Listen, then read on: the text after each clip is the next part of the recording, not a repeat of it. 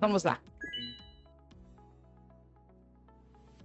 Dá para a gente falar sobre violência sem a gente fazer referência a esses últimos casos que aconteceram no Brasil, casos que aconteceram agora, nos 21 dias de ativismo, muito simbólico. Para nós, São Paulo, esse caso em que o homem arrastou, nem era namorado, uma pessoa que teve um relacionamento breve, por 1 quilômetro, a mulher alegre que tinha filhos, foi algo chocante. Todas e todos nós sofremos com esse caso, estamos sofrendo. Eu trouxe esses casos não para falar diretamente dos casos, mas para começar com uma provocação. Onde nós estamos errando? Porque se o feminicídio é uma morte evitável, se nós estamos aqui engajados, trabalhando, criando, inovando, por que os feminicídios não diminuem? Por que a violência ela está se tornando, por incrível que pareça, uma violência mais violenta, uma violência mais severa? Não sei se os colegas têm essa sensação, mas para a gente é nítido.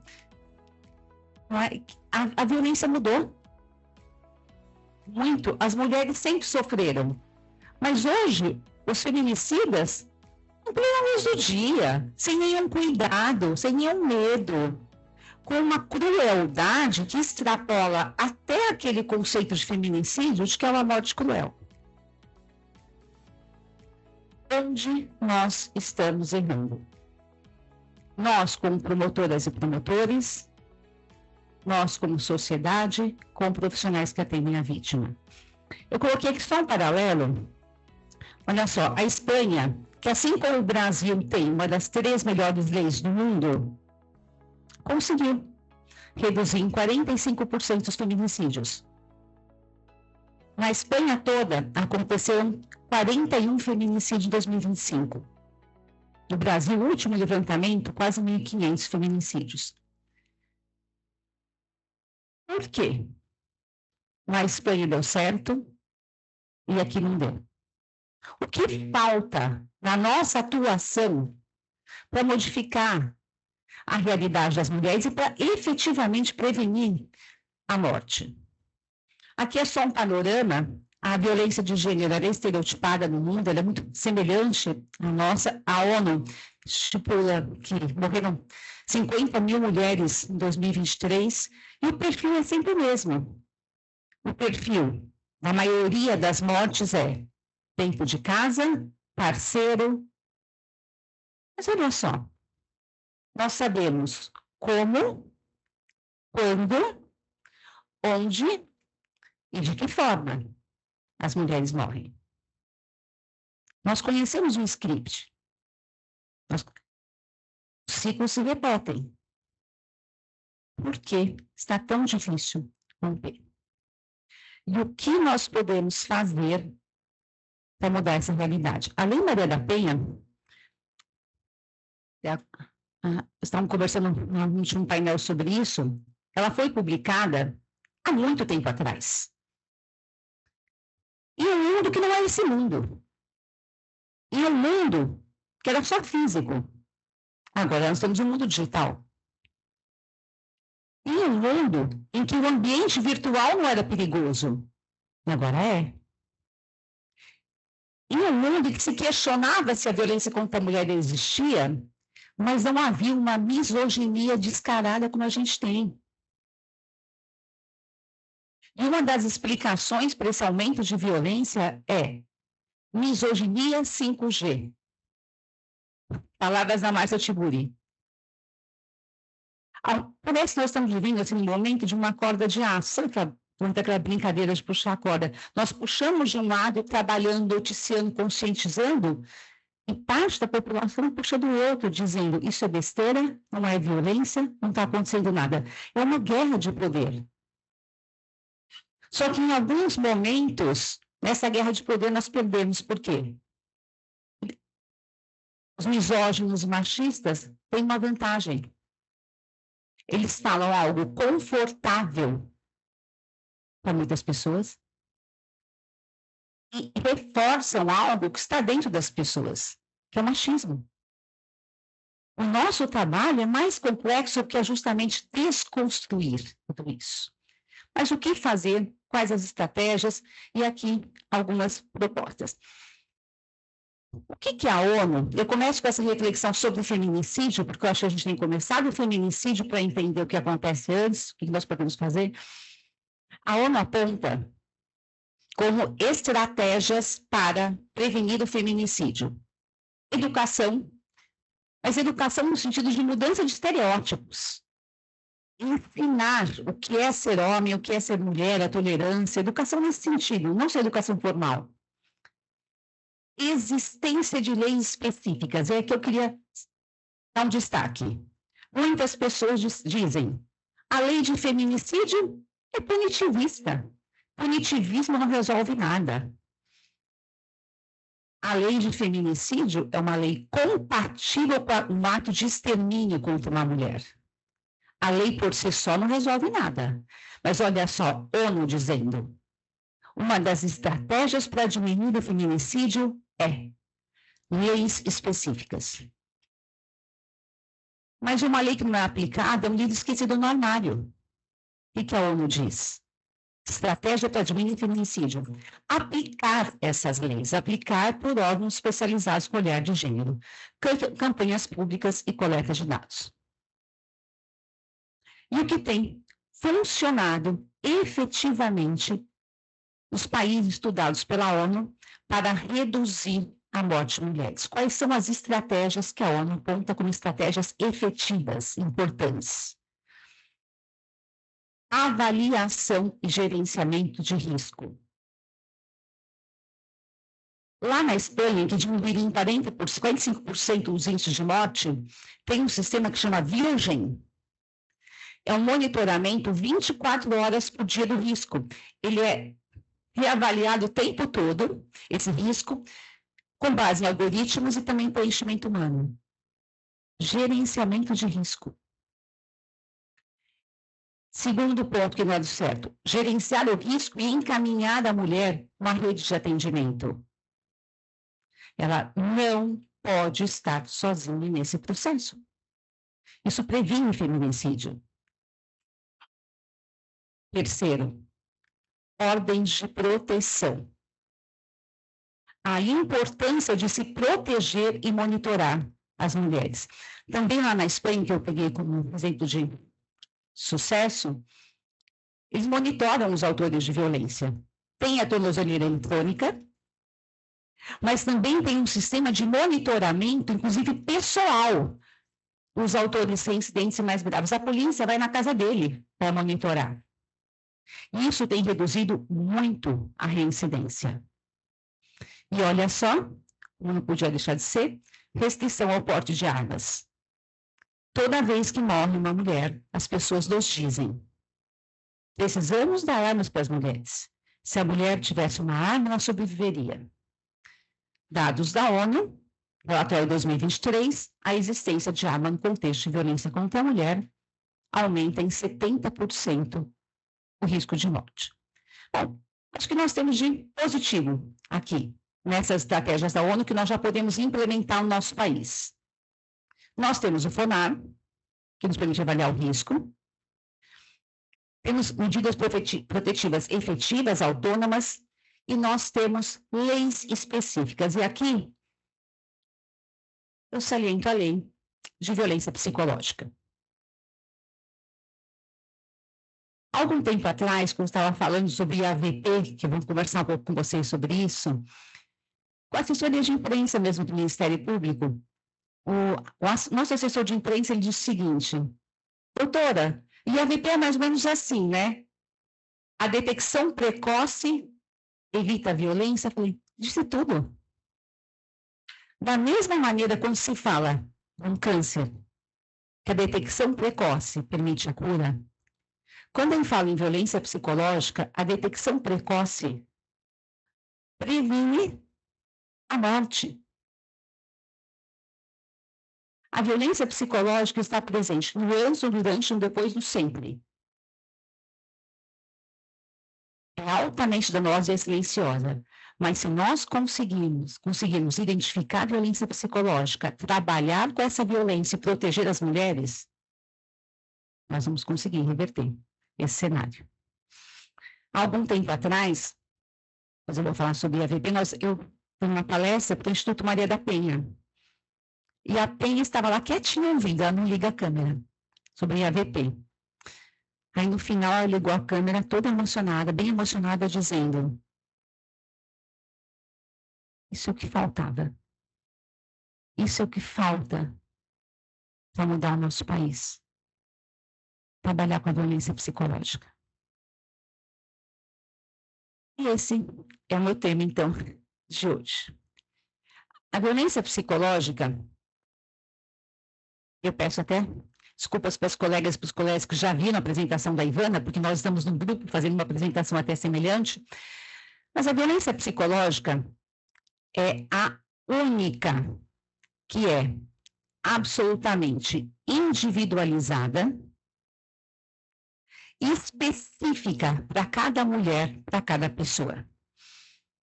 Eu me lembro, quando estava estudando para minha dissertação de doutorado, para tese de doutorado, que eu li um livro do Serviço Social lá da PUC. Lá tinha vários relatos de uma assistente social de mulheres que sofriam violência nas classes média e alta. Uma dessas frases, por exemplo, era assim: ele pirraçava do meu cabelinho, que era fino, ralo, mas elogiava a beleza das outras mulheres. Isso vai para uma delegacia de polícia, isso vai para uma promotoria. Qual é a tendência das pessoas dizerem? Isso agora é crime. Falar do cabelo da pessoa é crime agora. Só que para ela, é aquilo que machuca mais, é aquilo que dói mais. Porque nós precisamos de um instrumento específico. Porque eu não consigo ver a sua dor com os meus olhos, com as minhas lentes. O que dói para mim não dói para você, não dói para você. O meu ponto de força não é o seu.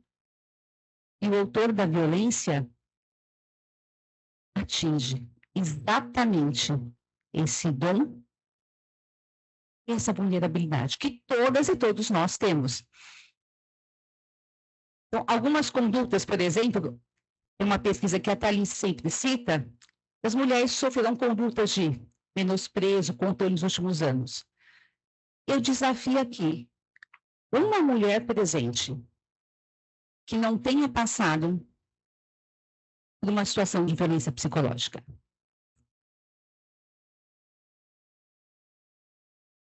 A violência psicológica faz parte da nossa vida, do nosso cotidiano. Nem tudo é crime, porque o crime exige dano emocional.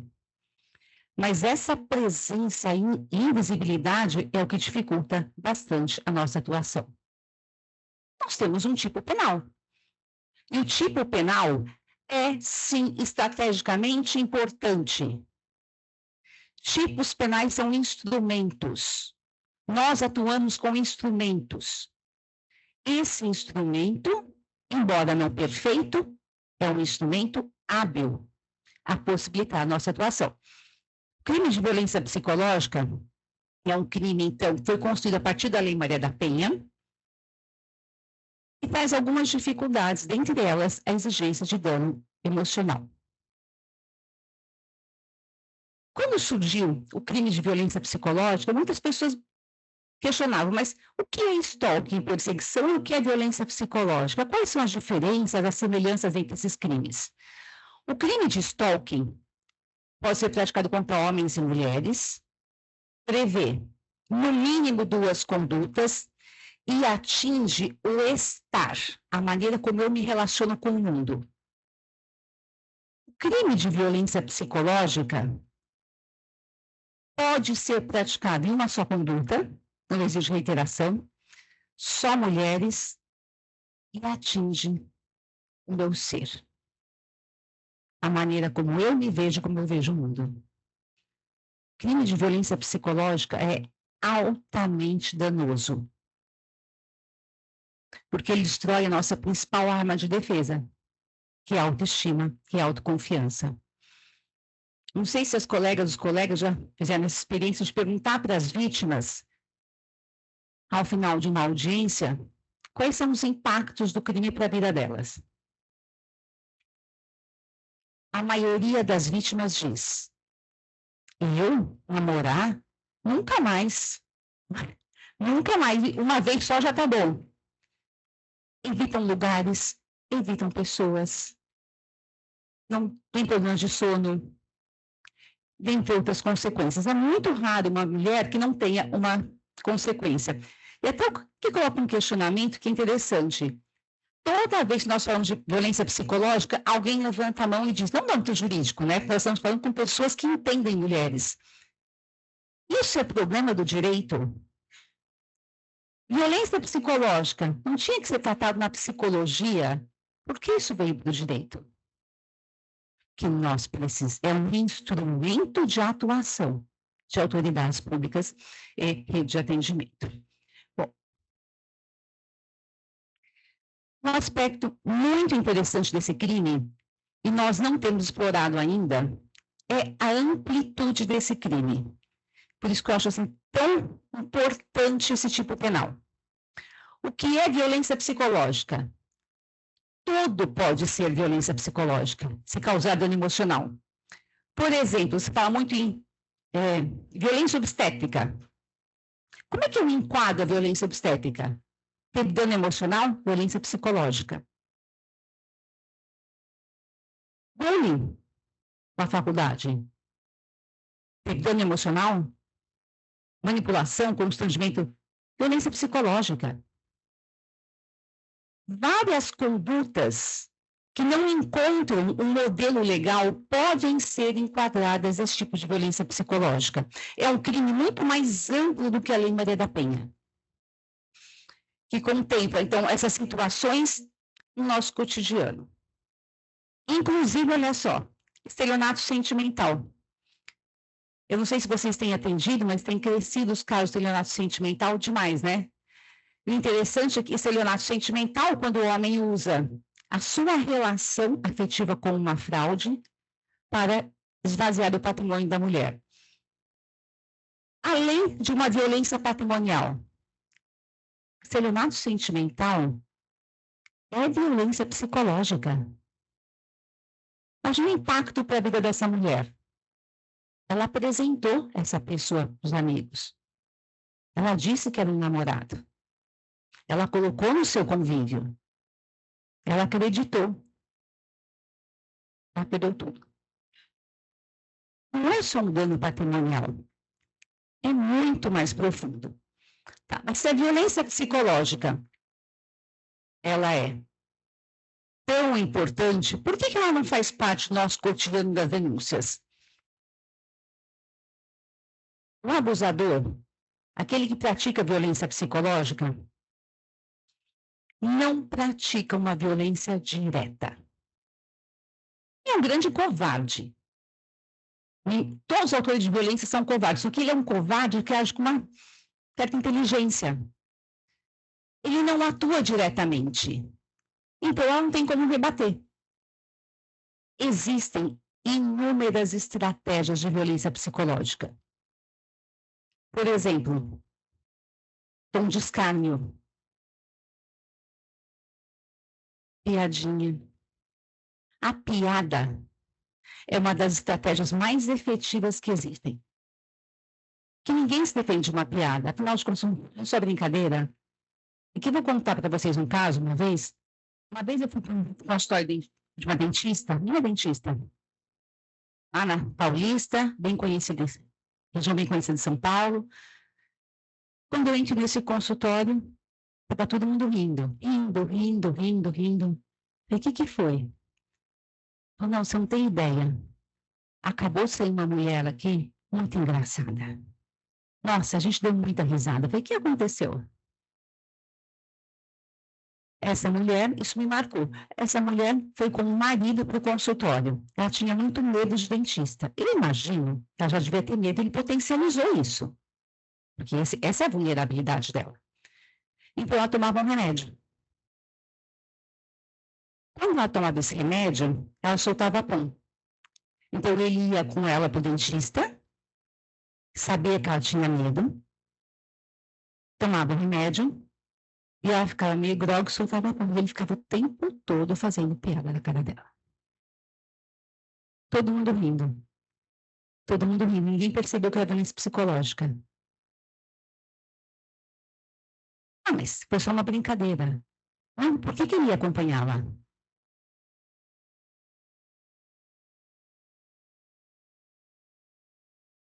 Tantas coisas assim, entre linhas, né? A gente verifica e as pessoas ainda acham, ainda falam que é mimimi. Quando você vê um bullying, uma violência psicológica, uma uma dilaceração com a mente da vítima, né. É importantíssimo. Uma dilaceração. É uma violência tão perigosa, mas tão perigosa. Porque olha só, ela é disfarçada. Para nós, no direito, é muito difícil. Como é que eu vou colocar numa denúncia? Que ela ia para o dentista e ele dava um remédio. Então, eu falo assim, ela está louca, né? Olha a denúncia que ela está fazendo. Isso acontece especificamente para cada mulher. Para aquela pessoa. Nós temos inúmeros exemplos, por exemplo, tinha uma outra mulher desse livro que ela gostava de fazer jantares. Quando ela fazia o jantar e recebia as pessoas, ele brigava e puxava a toalha de mesa, ou ele ficava falando muito mal da comida que ela fazia. Ou ia fazer escândalo no lugar de trabalho dela. Para cada pessoa é o que dói mais, mas nunca é direto. Eu me lembro que uma colega, uma vez, do MP, já faz muito tempo, não vou falar quem, obviamente, nem dar detalhes da pessoa, estava vivendo uma relação complexa, e ela me disse, Val, eu não consigo ver, meus filhos não veem os avós. Eu falei, por quê? Não, porque meu marido, ele não quer que meus filhos fiquem expostos ao perigo. Eu falei, como assim? Os avós moravam no bairro mais distante, e ele dizia assim para ela, você vai com as crianças para lá? E se acontecer alguma coisa? A responsabilidade é sua. E falava para as crianças que era perigoso. E ainda falava para ela, você vai? Se acontecer alguma coisa, você vai deixar 2 filhos. Eu me lembro que eu convivi um pouco com essa pessoa. Quando eu conheci, falei, nossa, acho que ele deve ser o dono do Brasil. Porque ele tinha um discurso, assim, empresário, ele fazia isso, fazia aquilo. Falei para ela, qual que é o trabalho dele? Falei, não, não trabalha. Falei, quê? Esse homem, ele dominava a relação dela com a família, o dinheiro dela. Nós temos uma falsa noção de que nós conhecemos o direito, nós estamos livres.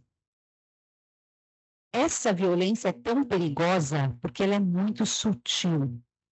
Então, o agressor, o dominador, usa sempre estratégias, manipulações, estratégia não direta, faz um tom de escárnio, desautoriza, muda o tom de voz,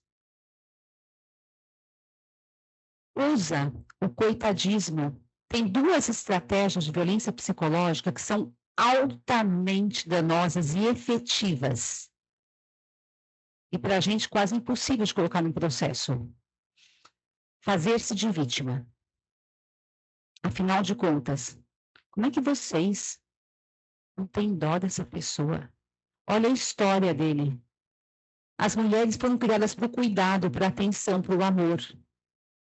Quando o homem se faz de vítima, usando às vezes uma história real, o que ela faz? Ela se sente mal, egoísta, se ela não entende esse homem. Fazer-se de vítima é altamente eficaz. E humor. Mas existem, obviamente, inúmeras estratégias de violência psicológica, utilizar o sarcasmo, desqualificar, colocar em dúvida, esconder objetos. Uma vez uma vítima veio me falar, doutora, eu encontrava a minha chave do carro na geladeira. Eu comecei a achar que estava ficando louca. Eu escondi a chave no carro da geladeira. Olha, essa mulher está louca, onde tem a chave do carro? Muda coisa de lugar. Coloca a pessoa em dúvida em relação ao que aconteceu. E efetivamente, isso causa um impacto gigantesco. Por que é tão difícil identificar, trabalhar com violência psicológica, que aí, ó, parafraseando a colega, a violência psicológica é a sentinela mais importante. É o crime sentinela mais importante, porque é ele que me permite identificar o começo dessa violência. Por quê? Porque não existem instrumentos específicos, não havia. Ela é a única não padronizada. Todas as outras violências são padronizadas. O olho é roxo, o estupro é padronizado, a lesão, a violência patrimonial é a única que não é padronizada e é muitas vezes confundida como um fator de risco. Se a gente lembrar, olha só, no FONAR, a violência psicológica já constava. Ela consta do FONAR, só que ela consta como um fator de risco e não como uma violência autônoma. Na violência psicológica, há um ataque de gênero. Isso é um pouquinho mais fácil de perceber. Então, ele vai atacar o quê? O que é mais importante para aquela mulher. Por exemplo, um pet. Algum tempo atrás eu fiz uma audiência, que era uma relação uma afetiva de mulheres, e a mulher, a agressora, sequestrava o cachorrinho. Era o ponto que causava maior dor para a vítima. Ela sequestrava o cachorrinho, já feliz sequestrava o cachorro, a violência vicária, porque aquele filho pet. Sequestrava o cachorrinho. Essa vítima gravou um vídeo, quando essa agressora chega gritando, reclamando, que o cachorrinho, eu nunca vi isso, o cachorrinho tremendo, fazendo xixi parado. Ela atacava o quê? Aquilo que é o objeto não, que é o ser que traz amor e estabilidade. Rasgar roupas, documentos, ninguém mais usa cheque, mas cartão de banco, etc. Tá? Bom, o que é dano emocional? Aí fica essa grande interrogação. Tá, Valéria, precisamos falar de violência psicológica, tem um crime específico, mas esse crime veio com uma exigência. Precisa haver dano emocional. E o que é emocional? Dano emocional é sofrimento? Dano emocional é doença? São três coisas distintas. Toda violência causa sofrimento. Toda. O sofrimento já autoriza medidas protetivas. Só que para o crime, eu preciso de um impulso, de algo mais, que é o dano emocional, que é um sintoma não é efêmero, um sintoma que é um pouquinho mais persistente do que o simples sofrimento. Aí eu tenho um crime de violência psicológica. Se, além desse sintoma, ou naquela circunstância, a vítima adoecer, por exemplo, se ela tiver estresse pós-traumático, síndrome de alguma coisa, nós estamos falando de doença. Violência psicológica não precisa de laudo. Eu sei que em muitos lugares autoridades têm exigido, pessoas têm condicionado. Violência psicológica não precisa de laudo. Por quê? É impossível, ou quase impossível, dizer que essa mulher não namora mais. Não dizer, que o psicólogo, o psiquiatra dizer que essa mulher não namora mais porque o ex-namorado criticava ela. Como é que um psicólogo, um psiquiatra vai dizer que isso é dano emocional? Mas ela pode dizer, depois dessa relação, eu não quero mais saber de relacionamento.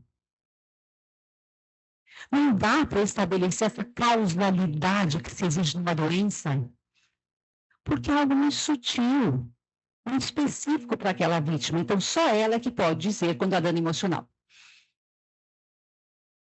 A violência psicológica traz danos à saúde. Tá? Toda violência traz danos à saúde, a violência psicológica também. E existe um questionamento comum no âmbito jurídico, que é o seguinte: mas a violência psicológica, ela é grave? ou ela é só uma preditora para outras violências? Ela em si é uma violência grave. Às vezes é mais fácil curar uma lesão física, nós sabemos disso, que um dano psíquico. Mas a pessoa passa a vida e não supera aquele dano psíquico. Então, os estudos destacam que a violência psicológica tem um efeito semelhante, tem um efeito muito importante para a saúde mental e a autonomia.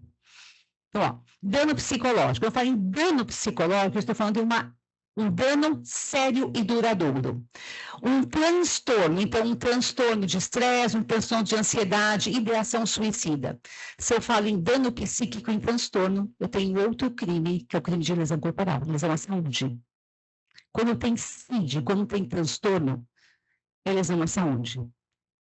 O que é, então, dano emocional? Uma reação emocional intensa, um sofrimento psíquico, vergonha, menor qualidade de vida. O dano emocional é uma reação emocional intensa, que não se transformou em doença. Essa é a principal diferença. Lesão corporal é uma doença, dano psíquico, dano emocional, sintomas. Quais são os sintomas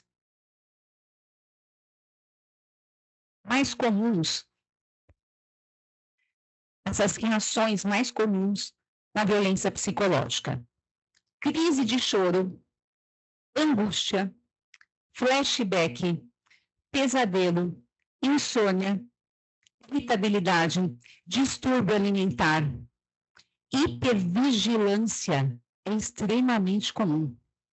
Eu não conheço uma pessoa que sofreu violência e não tem hipervigilância.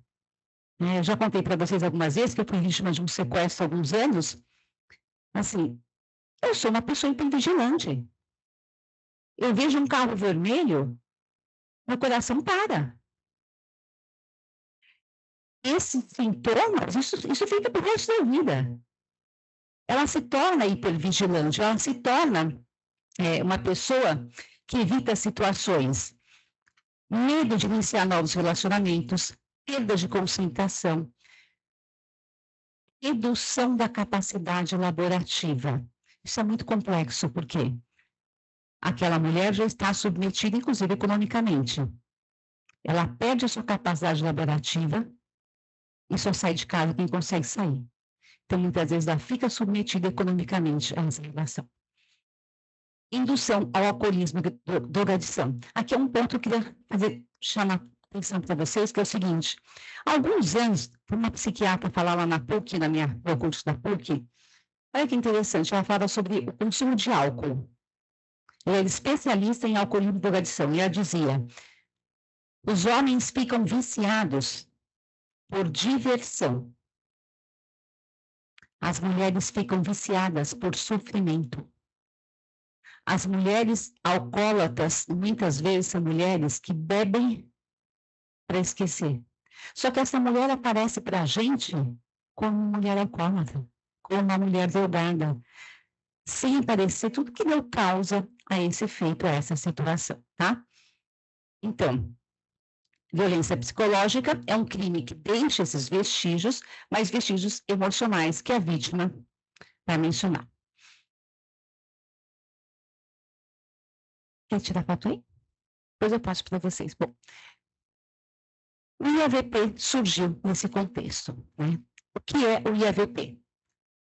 O IAVP, sem nenhuma retórica, colegas, é a realização de um sonho. Um sonho que estava lá no cantinho do coração, escondidinho, assim. Por quê? Nós não conseguimos trabalhar com a violência no começo da violência. Quando as pessoas chegam para a gente, as pessoas estão muito machucadas, muito sofridas. Essas tentativas de buscar ajuda eram totalmente descredibilizadas. Só que aí vem o crime, com essa dificuldade, dano emocional. Como trabalhar com esse crime? Logo que surgiu o crime de violência psicológica, já surgiu o movimento dizendo, precisa de perícia violência psicológica. Não, gente, pelo amor de Deus. Se você condicionar a violência psicológica à perícia, rasga essa lei e joga no lixo. Eu desafio os colegas. Quantas denúncias vocês conseguiram oferecer na vida por lesão à saúde? Quantas? Por lesão corporal, tem conta? Não. Por lesão à saúde, quantas? Eu acho que na minha vida, uma. Então, acho que na minha vida como promotor de uma. Mas alguém conseguiu oferecer? É muito difícil. Por que é tão difícil? Porque eu preciso dizer que isso aqui, esses sintomas aconteceram em razão do comportamento do agressor, mas é tudo multifatorial, é muito difícil estabelecer uma relação de causalidade. Se nós condicionamos a violência psicológica à perícia, esquece. Como é que um perito vai dizer que ele criticava o cabelo e por isso ela está triste? Não dá. Então, o IAVP surgiu como um instrumento para nós, para que nós possamos identificar essas condutas tão sutis e o dano emocional. Como é que surgiu o IAVP? O IAVP, esse grupo Pandora, que é o criador do IAVP, é um grupo voluntário. Vou mostrar para vocês depois, a maioria já conhece várias pessoas. Tudo começou assim, a Karen, uma psicóloga, me ligou, falou, Val, as pessoas me chamam de Val, podem me chamar de Val também. Val, estou aqui com 2 formulários para aplicar nas delegacias de violência psicológica e stalking, o que você acha? Olha, acho que eles não estão exatamente de acordo com a nossa lei. Podemos pensar alguma coisa. Então, vamos criar um grupo? Começou assim, vamos. E ela foi chamando pessoas da saúde, convidei a Ivane e a Alice, são as 2 pessoas do direito, e é um grupo de 9 profissionais, a maioria da saúde. Por quê? Nós precisávamos que alguém falasse para a gente o que a gente não entende, que é o que é dano emocional. Como identificar, o que fazer. Esse grupo do Pandora, ele se reuniu, começou em 2022, nós nos reunimos por 3 anos discutindo esse instrumento. O IAVP não é uma coisa que nasceu assim, olha, gente, tem uma solução para vocês. O IAVP foi pensado, discutido, rediscutido, elaborado, validado.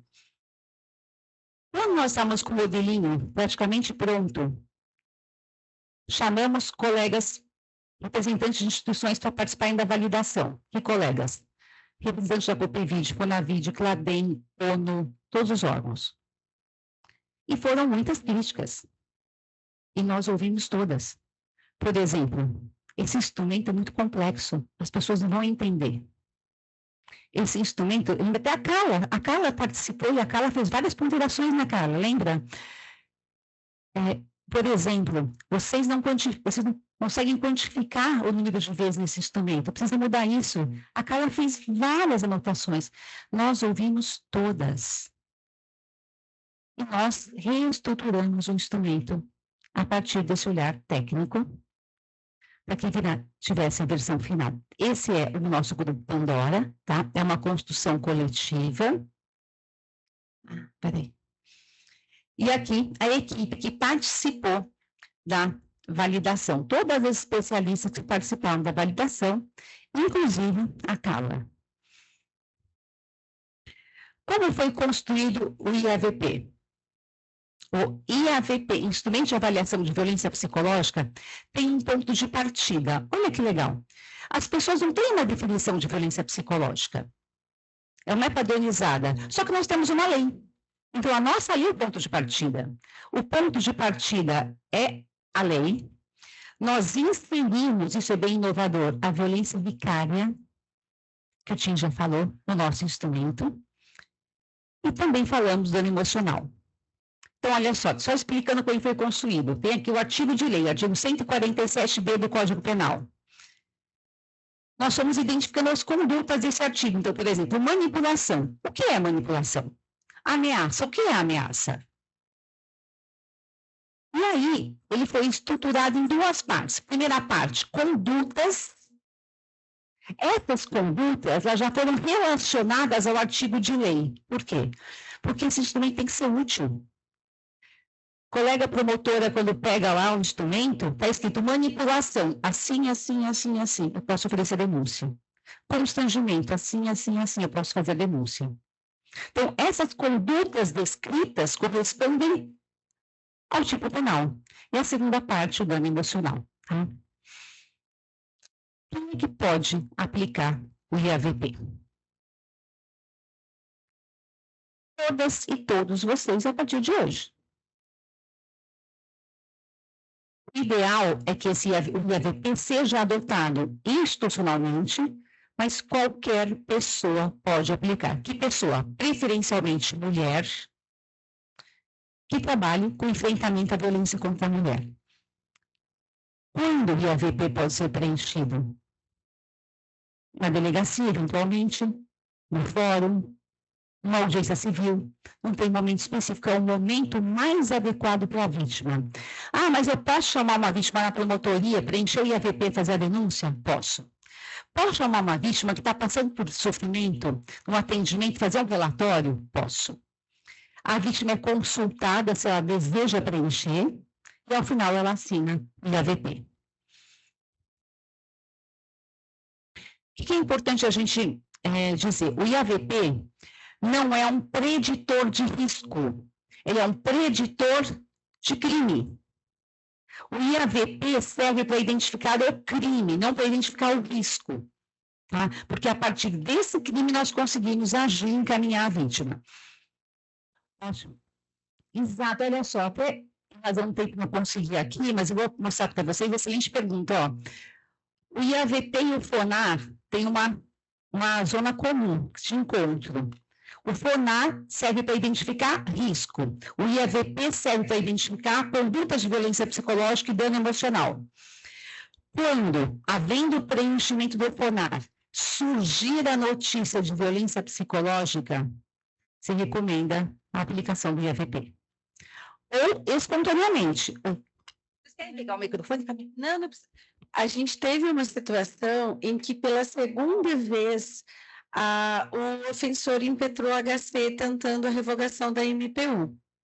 Ainda não existia esse formulário, mas seguindo mais ou menos o que tinha no tipo penal, que se tivesse hoje já seria muito mais facilitado o nosso trabalho. Quando o TJ concedeu a ordem e revogou a MPU, inaudita altera partes, né, o que não era naquela via, mas ainda assim ela foi sequer ouvida, enfim.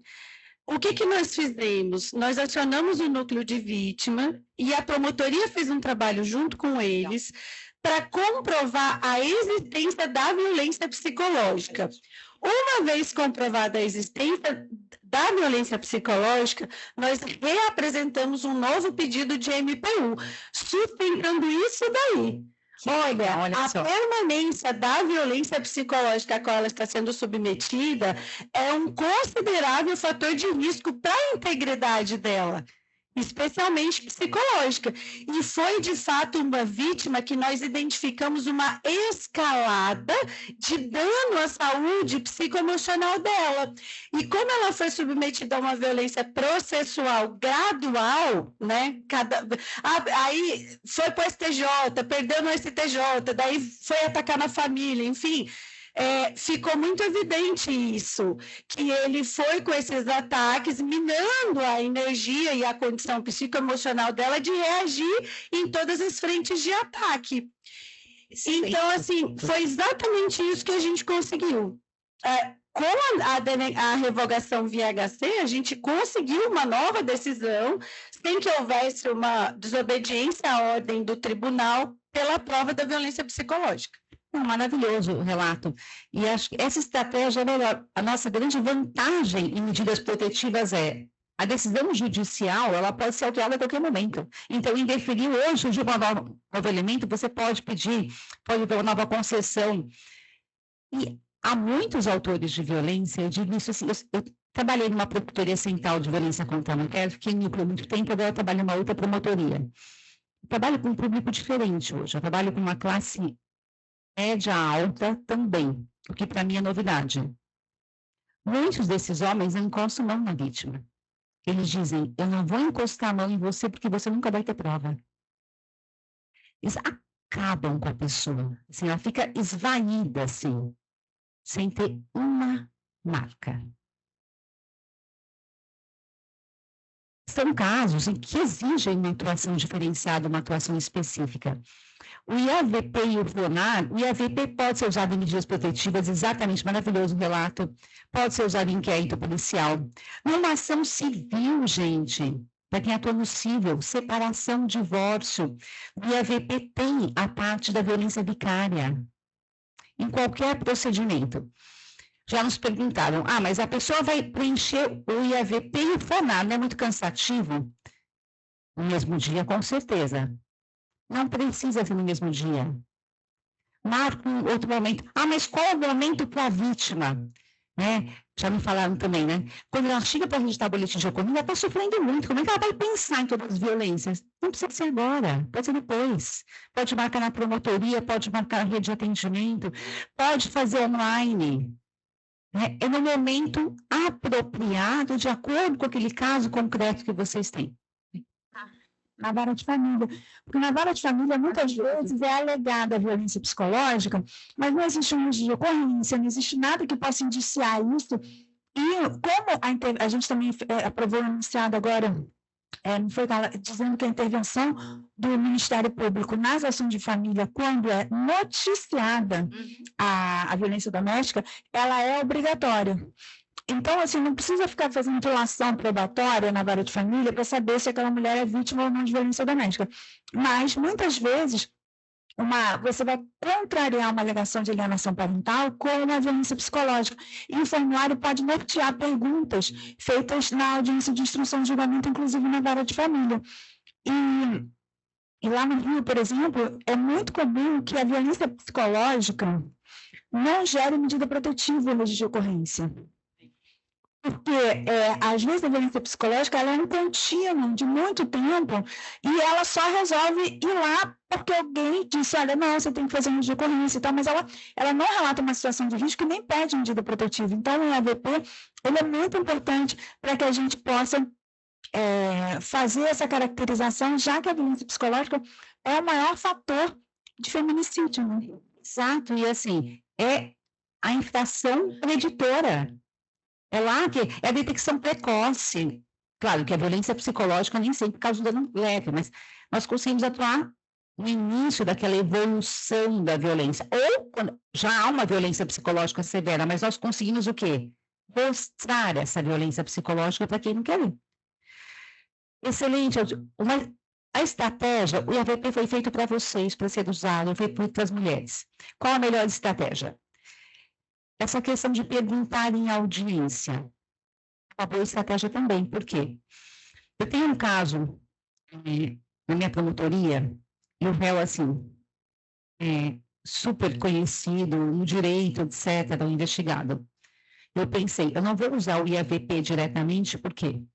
Porque se eu usar o IAVP e usar como elemento de prova, ele vai dizer que não está validado, que é muito recente, que eu fiz. Eu chamei a vítima e fiz todas as perguntinhas do IAVP em termos de declarações. Eu acho que assim, nós precisamos usar o IAVP sim, sempre. Mas nós precisamos, como promotoras, como instituição, fazer valer o IAVP. Então, começa num caso aqui, num caso ali, num caso ali, criando essa afinidade com o instrumento. Estrategicamente, eu não acho que vale a pena usar o IAVP em casos muito conhecidos. Por quê? Porque o IAVP não é ótimo? Excelente. Mas porque nós já vamos levar para os tribunais superiores uma discussão muito complexa que pode acabar com o nosso instrumento no momento que ele está sendo implementado. Então, essa estratégia é excelente. Ou, assim, se faz um depoimento, o IAVP é o ponto de partida e depois você colhe o depoimento. Tá? Como usar? Aí depende da atuação de vocês, tá? Se eu só caminhar um pouquinho mais, mas fique à vontade para perguntar, para falar. E esse momento é muito importante para a gente, porque, assim, como instituição, nós somos dominus litis. Nós temos o dever e o poder em relação às vítimas. Boa tarde, sou Renata Cardoso, coordenadora do Núcleo Mulher no Estado do Pará.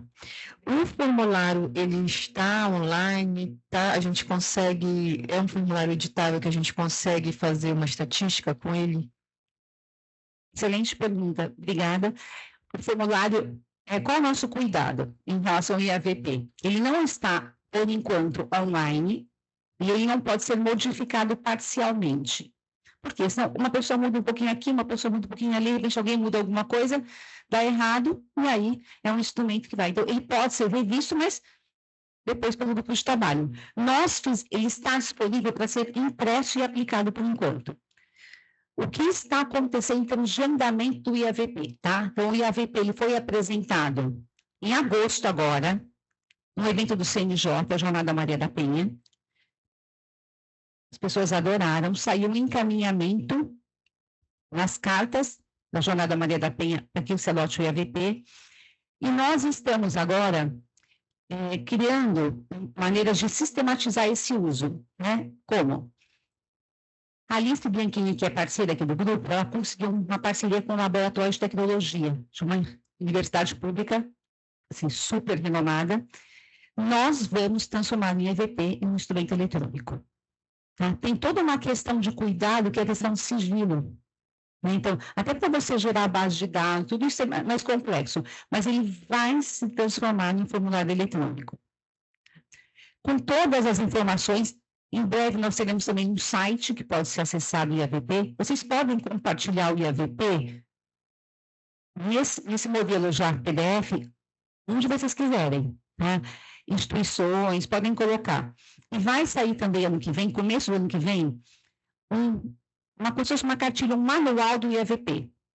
Bem didático, bonito, com arte. Então, com todas as orientações de como aplicar o IAVP e o IAVP. Pode ser entregue nas redes, pode ser compartilhado. Então, um documento único, uma cartilha bem simples, mas completa de onde aplicar, como fazer o que é o IAVP. Nós também podemos fazer parcerias com órgãos públicos para encaminhar esse manual. E vocês podem colocar os logos de órgão público. Entidades particulares nós não vamos colocar por uma questão, né, de preservação do instrumento, mas Ministério Público. Então, exato. E depois a gente manda para vocês o que nós podemos fazer, de repente, um lançamento oficial desse manual de aplicação na Coopervide. Podemos mandar para vocês esse IAVP. Nosso grupo é grande, fazer formações para implementação. Já houve um evento super legal, né, regional, para implementar, mas a ideia é que o uso seja relativamente padronizado. Então, por esse instrumento e pelo manual que vai ficar disponível em breve. Tá bom, legal. Valéria. Já acabou meu tempo. Aqui, ó. Davi. Ah, estava escondidinho aí, Davi. Só passar uma informação para você do Grupo Pandora. Quando vocês disponibilizaram na Coopervide, até a Carla, depois da apresentação do IAVP lá no CNJ, e depois colocaram dizendo que poderia fazer disponibilização, uma das medidas que eu tomei lá no Ministério Público do Amazonas foi compartilhar esse instrumento com todas as delegadas das DEANs. Por quê? Porque eu acho que era grande dificuldade, como você falou, desde o início, que foi objeto para a criação do IAVP, era que nas delegacias, quando a mulher narrava algum episódio, eu sofri a violência psicológica, o escrivão não colhia elementos suficientes para que o Ministério Público pudesse, na denúncia, colocar esses elementos, né, como prova, para comprovar. E hoje, depois que eu compartilhei, facilitou bastante, porque ela preenche, né, por meio de resposta, com quantidade, tudo.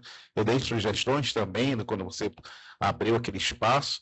E hoje, quando a gente recebe o inquérito policial sobre crimes de violência psicológica, o IAVP vem junto. E é com base no IAVP que a gente oferece a denúncia. Que notícia boa, eu fiquei feliz, hein? Mas compartilha essas denúncias para a gente, é super importante esse feedback, né? Assim, está sendo aceito, não está sendo aceito. Nós estamos em contato com o Secretário Nacional de Segurança Pública, que é o Sarrubo, que foi meu chefe no Ministério Público sempre, já apresentamos o IAVP dele, porque o ideal seria, também ter anunciado da Coopervide, uma sistematização nacional, pelo menos um reconhecimento nacional oficial, justamente para evitar dessas alegações de réus em habeas corpus, etc., né? Como nós já tivemos alguns casos. Mas excelente, porque nós podemos aplicar, mas o momento assim, ideal, na delegacia, né? Ou quando nós atendemos as vítimas, se não tem informado, ou na delegacia. E tem um efeito muito interessante do IAVP, que é o seguinte, é o efeito espelho, o efeito consciência. Porque, assim, nem as vítimas sabem que tudo isso é violência. Foi o que aconteceu com a Penha, naquele evento que eu falei para vocês. Quando a gente apresentou, a Penha ficou muito emocionada, porque ela falou assim, nossa, eu que falo há tantos anos de violência, eu não sabia que tudo isso que eu passei é violência, porque ela vai com aquela violência padronizada, me xingou, etc. Mas ela é muito mais sutil. Tá? Então, como é que a gente aplica o IAVP? Dá para a gente depois pensar numa reunião mais ampla sobre isso, dos estados que não implementaram, alguns estados já estão implementando, fiquei bem feliz com isso, tivemos uma implementação no Sudeste. Mas olha só, a vítima vai sendo perguntada, ela pode fazer o autopreenchimento ou o profissional pode preencher. Quais são as diferenças? O autopreenchimento é mais rápido. Quando você faz um preenchimento com o profissional, a cada pergunta, por exemplo, às vezes ela quer relatar alguma coisa. Na primeira parte do IAVP, então, tem a conduta e vários comportamentos. Ela só responde sim e não. O autopreenchimento demora uns 20 minutos. Não é algo longo. E assim, nós testamos com muitas pessoas, assim, é uma linguagem muito simples. Então, vem lá. Então, por exemplo, ó, manipulação, um exemplo. Aí tem várias condutas de manipulação. Então, alegava que perdia a cabeça e culpava você, ameaçava se matar, escondia coisas. Aí vem condutas de constrangimento. Tem uma descrição de várias condutas de constrangimento. Então, por exemplo, aqui, proibia você de usar roupas ou maquiagem. Conduta de manipulação. Tem uma descrição das condutas de manipulação. Então, por exemplo, está aqui, ó. Fazia piada sobre você ou sua família. Xingava você de louco, incapaz. Criava apelidos para você que machucavam. Condutas ameaçadoras. Aí tem várias condutas ameaçadoras. Então, destruía objetos. Olha que interessante. Para a gente, muitas vezes, aparece destruição de objeto como crime de dano. Nós podemos colocar... Os xingamentos aparecem como crime de injúria e a destruição de objetos como crime de dano. Ou seja, a gente não consegue fazer nada.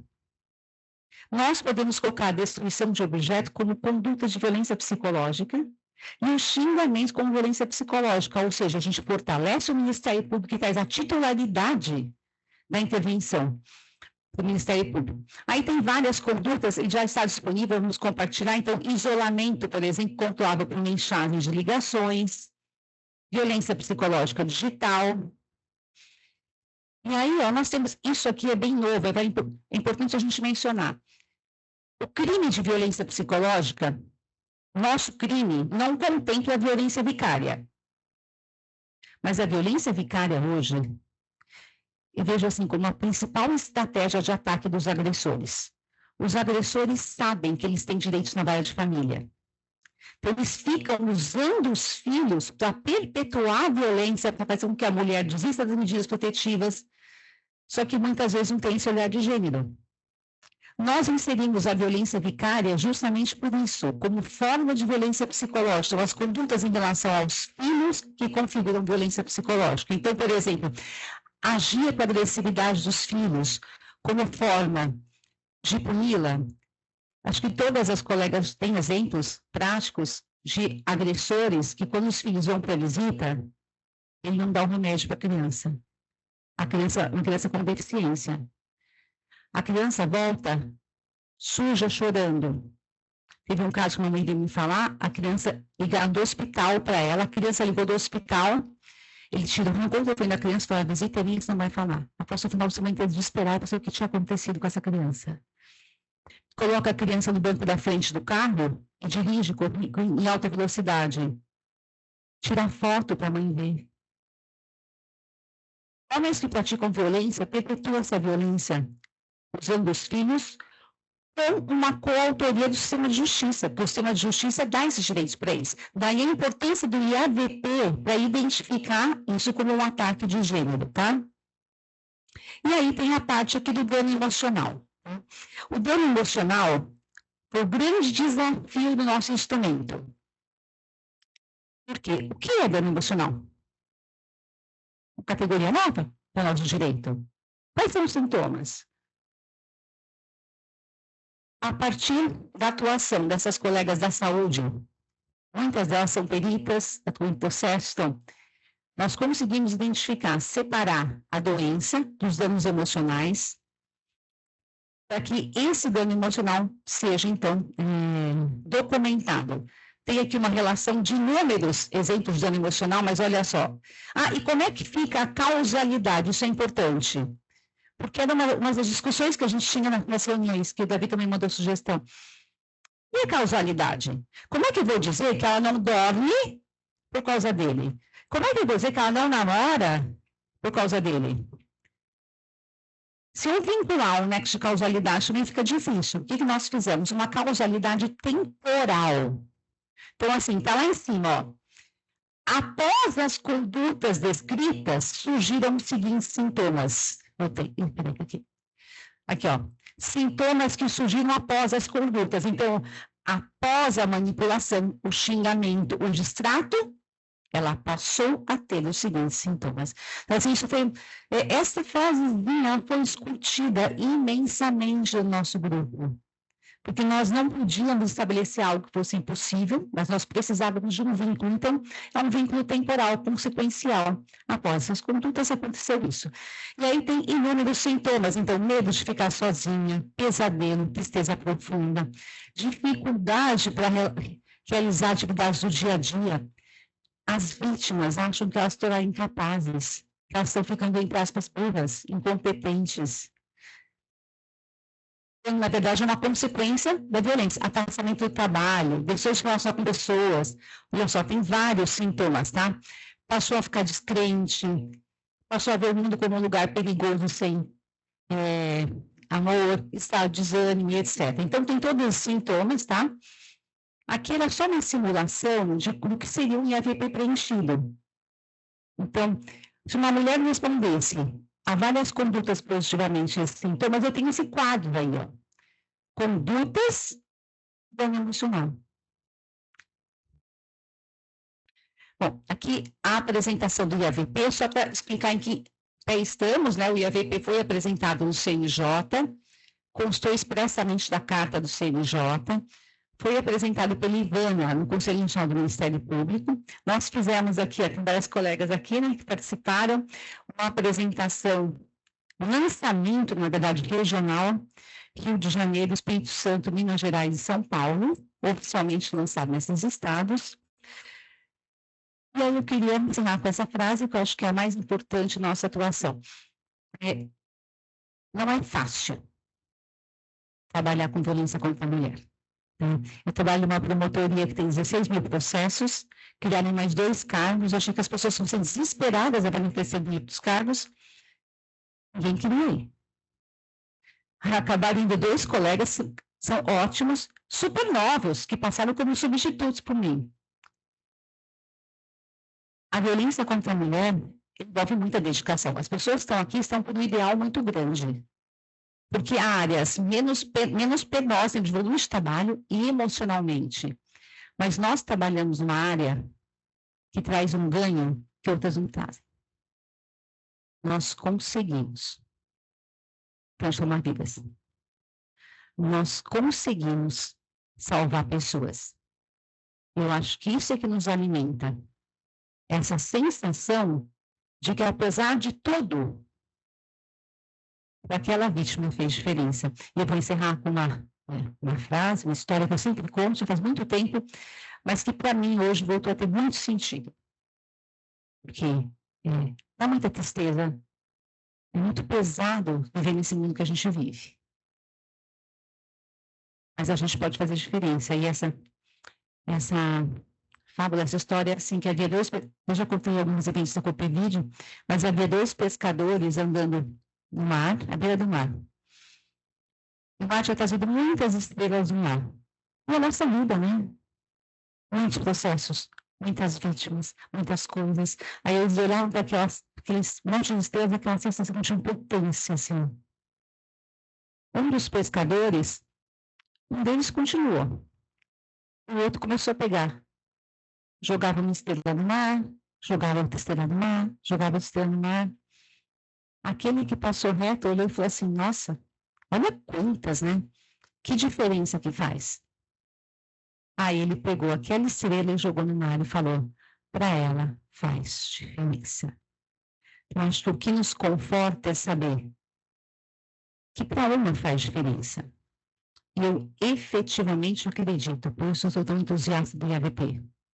Se nós trabalharmos com a violência psicológica e também algumas outras estratégias, que a gente discute mais para frente, nós vamos conseguir mudar a realidade das nossas mulheres do nosso país e aplacar um pouquinho aquele sofrimento diário que a gente tem, com a sensação de que a gente faz diferença. Obrigada.